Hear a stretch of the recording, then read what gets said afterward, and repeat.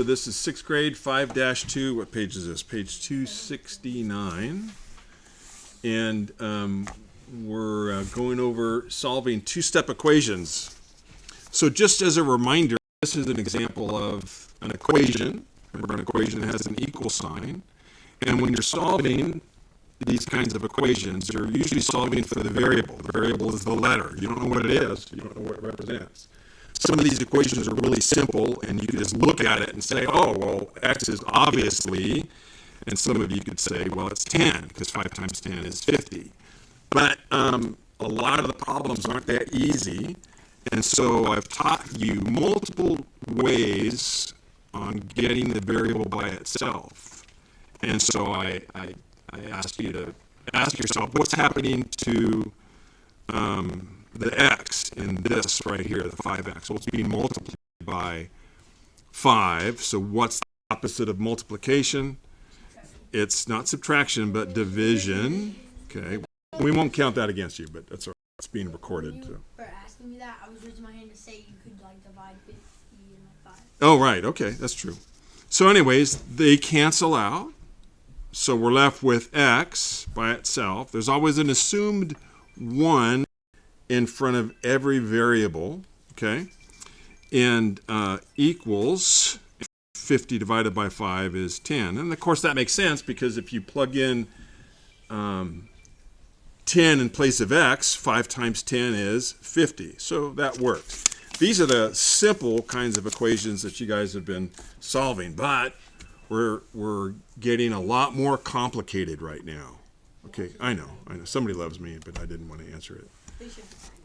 So let's look at this one here. It's 1/4 b plus 2 equals 18. And again, you guys might, in your blank area here, you might want to write these down because I can't remember for sure. I might have pulled these from some of the problems you're going to be doing. But so let's take a look at this. 1/4 b plus 2 equals 18. So I want to get b by itself. Once I know what b is, here's b, and I get it all by itself, and there's something else on the other side of the equation, I'm going to know what b is. So what's something easy on this side of the equation, the left side of the equation, that I could get rid of? B? No, because I want to get b by itself. Yeah. 2. I could get rid of 2. So it's 2. How would I get rid of 2? What's that? Speak up. Divided by 2. Not divide by 2. It's addition. So what's the opposite of addition? Subtraction. So I'm going to subtract 2. And whatever I do on one side of the equation, I do on the other. Okay? Always remember that. Whatever you do on one side of the equation, you do on the other. So the 2's cancel out. 2 minus 2 is 0. So we're done with that. So we still have 1/4 b left equals 18 minus 2 is 16. Now, I ask myself, what's happening to the b? We'll stick here. Mr. Hendrick, what's happening to that b right there? It's getting divided. So no, it's not getting divided. Anytime you have a variable, it doesn't matter what it is. Let's say in this case it's z. And if I have a number next to it, that z is being multiplied by 3. So if I had z in 156, that means z times 156. And it could be a decimal. How about 0.2 z? That means z is being multiplied by 0.2. Well, it's none of those things. In this case, it's what? It's 1/4. So what's happening to the b? Getting times. It's getting multiplied by 1/4. What's the opposite of multiplication? Division. So we're going to divide each side by 1/4. Operations stay the same. And that very first one, I'm doing the same thing. I'm dividing each side by 5. Here I'm dividing each side by 1/4. And so what happens to, what's 1/4 divided by 1/4? It's 1. And so we're left with b equals, well, holy cow, 16 divided by 1/4? Some of you might be able to do that in your head. Anybody know what that would be? Yeah, I heard somebody say it. What is it? 64. Yeah, 64. Okay. 64. So B equals 64 in this case. And if you're wondering how we figured that out, well, it's 16 divided by 1/4. Well, one way to think of this is what's 1 divided by 1/4? How many quarters are in 1? 4. But it's not 1, it's 16. Well, what's 16 times 4? That's an easy way to do it. But if you needed to see the mechanics of it, this is something we did very, very early on in the year and also last year. If I'm dividing by a fraction, I need to change that whole number into a fraction just simply by putting 1 underneath it and divided by 1/4. And then I taught you something called what? Keep, change, flip. So 16 over 1 times, and then flip this to 4 over 1. And then 16 times 4 is what? 64. 64. 1 times 1 is 1, so 64. So You just times it by 4. either way, you times it by 4. Okay. But I just wanted to show those of you that were kind of confused. How on earth did you get 64? Well, I just showed you the steps on actually doing it. But anyways, there you go. So there's one example of multi-step or two-step equation, they call them. Some of them are more than 2 steps. Here's another one. How about 5x plus 27 equals 122? How are we doing on time here? We're good. All right, so let me pull a stick here. Mr. Sabati, what could I get rid of first here? I'm going to get, the idea is to get x by itself. What could I get rid of here? What could I do? My first step. Any idea? Well, we can't really. I have no clue. No? Okay, that's all right. How to get that? Okay. Miss Lagarbo, You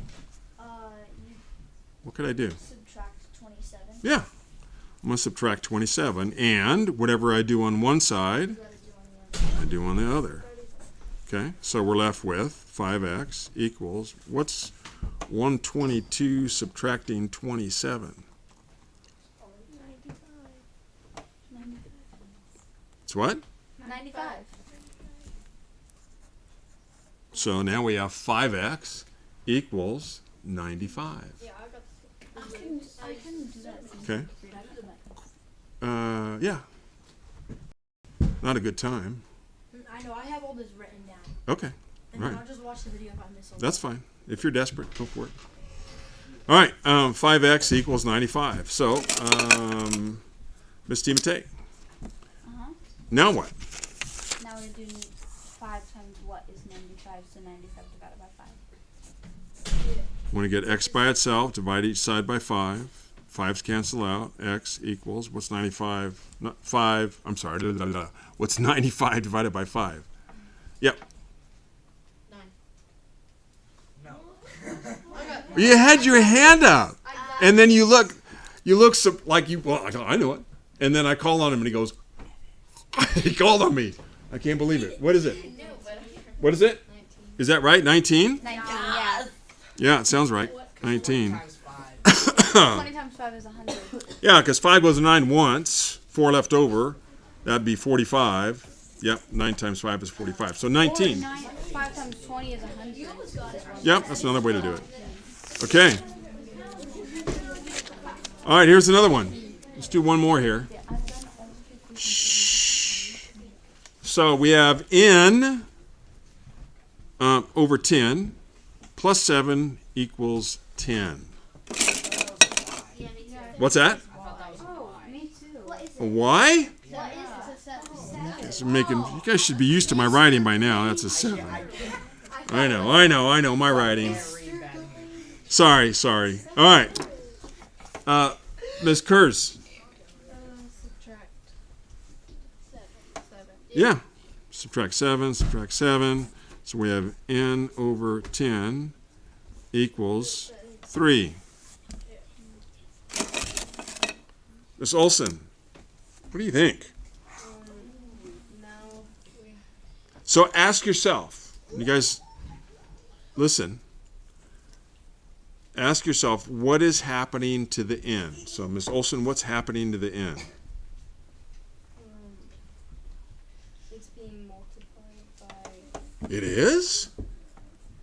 No, Mr. Sabati, what's happening? What's that? 5. Did you say 5? Divide. Oh, divide, yes. Well, okay, so my question is, what is happening to the n? And you're saying it's Getting divided. it's being divided by what? 10. By 10. What's the opposite of division? Multiply. So we're going to multiply. And then in cases like this where it's a fraction, I just put everything in parentheses. And then it's being divided by 10. So I'm going to multiply each side of the equation by 10. What happens to the 10s? They cancel out. So I'm left with n equals 3 times 10 is 30. Well, does that make sense? Let's look at that. 30 divided by 10 is 3. 3 plus 7 is 10. Look at that. It works. Amazing. I have a different way. It's easy. But when they throw in decimals and fractions and whatnot, it can get a little more complicated. So let's look at a few of these together here. I'm not going to go over the examples. You guys can check those out yourself. But they did highlight here, isolate the variable, which is what I'm emphasizing with you guys. Get the variable by itself, and then you'll know what it is. And then I already showed you this earlier. To try it, Andrew rents bowling shoes for $4. He bowls 2 games, and he spent a total of $22. How much was the cost of each game? Well, they model it here. He spent $22, and then 4 for his, what were the shoes? $4 for the shoes, and then the B would be the cost of each game. And they just kind of walk you through it here. And then I had you write down that convinced me. What were the 2 steps you used to solve the equation? Subtract 4 from the total, and then divide 18 by 2 for the cost of each game, which is what they've modeled here. Okay, the cost of each game was $9. All right. Example 2. Kind of the same thing here. They the way they set these up, like in this one here, we're subtracting 21.61 on both sides of the equation. All right, and I always just put it underneath. They're just doing it side by side. But that's one way to walk through it. Example 3 here. Oh, and actually, this is just like the 1/4 B that I was showing you guys. So I'm showing you how to do that one. And then the try it, circle it. See if you can do that one. I'm not worried about you explaining how you solved it. You can scratch that out. Page 272, number 1. How is solving a 2-step equation similar to solving a 1-step equation? Both. You just want to get the variable by itself. Other than that, it's the same. Number 2, Preston used the bar diagram to represent 4x minus 3 equals 13. How would you use the bar diagram to solve for x? Well, you're going to add 13 and 3, which is going to be 16, and then 16 divided by 4x. And I showed you that one earlier. Number 3, Clara solved the problem 6p minus 12 equals 72 and says that p equals 14. Can you check to see if she's right? Well, yeah, just plug in your answer, variable. When you're all done with it, that's how you can always check your answer. Whatever your answer is, plug it in for the variable and see if it works. So circle 4, and then 4a, write an equation to represent the problem. Let C represent the amount of flour Clyde needs. So 2 plus C equals 2 times 1 1/3. So that's the answer to A. B says to solve it, so I want you to solve it. In other words, you need to figure out what C is, the cost. Well, I'm glad you like it. Not everybody would agree, but that's okay. And then 5, circle A and B. Number 6, top of page 273. says, use the bar diagram to help you solve the equation 4x minus 12 equals 16. Well, if you want, use the bar diagram. I'm not going to worry about it.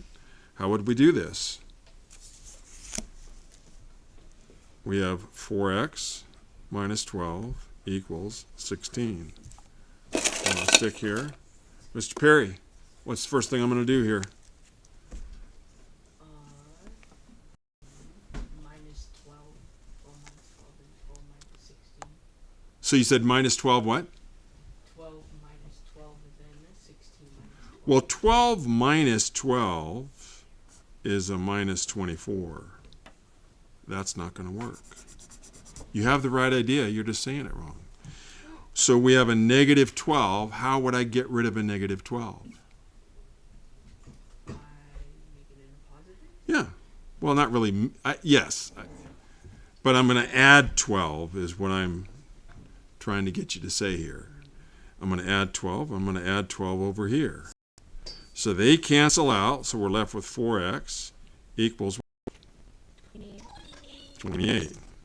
Mr. Perry, I'm not done with you yet. Now what?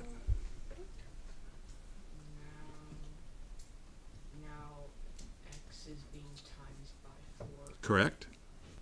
which is 4 divided by, or 4x divided by 4. Right. So you said it correctly. X is being multiplied by 4. So I'm going to do the opposite and divide each side by 4.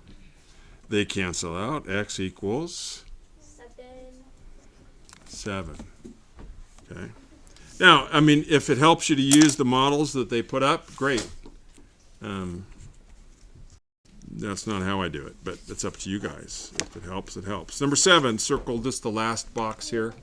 I'm not worried about the rest of these. You can fill them out if you want. Number 8, use the bar diagram to write an equation and then solve for x. So you got to write an equation first. All right. So what do we have here? 7 and 5 equals what? Well, what's 7 plus 5? 12 equals 3x. So there's that first part done for you. Now you have to solve for x. Number 9, find out how much Daniel spent. I underlined that. That's what I want you to solve. Okay, so you got to set it up and then solve it. Yeah, Dan got Circle, what's that? Dan got some money. Yeah, Daniel. Budget. Harry. Daniel's Mr. gonna win. I don't know. I'm kind of thinking that looks like Monopoly money. That doesn't look real. No, that's some real money. Is it? All right. I think you got some. 10 and 11. Circle those.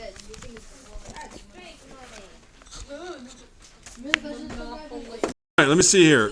12, circle A. Write and solve an equation to find the cost of one movie ticket.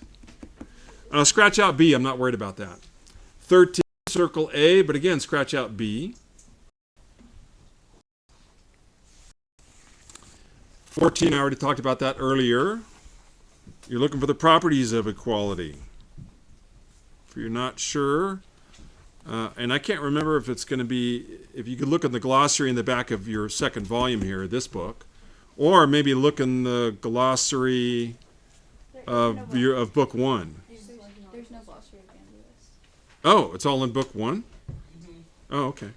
So you could look up the properties of equality in your first book. Although I think some of you may have tossed it already, which I advised against. I just tore out the glossary pages. Oh, that was smart. Okay. All right, 15, higher order thinking. Circle A. Write and solve an equation to find the number of people at the party. Let X represent the number of people at the party. So I helped you out here. Something minus something equals 5. So you'll want to figure that one out. 16. Circle that one. 17, solve 2x plus 4 and 1/5 equals 9. So you guys got to solve that one. I'm not worried about the steps and the properties used. Okay, kind of a long video, almost 20 minutes. I'm going to hit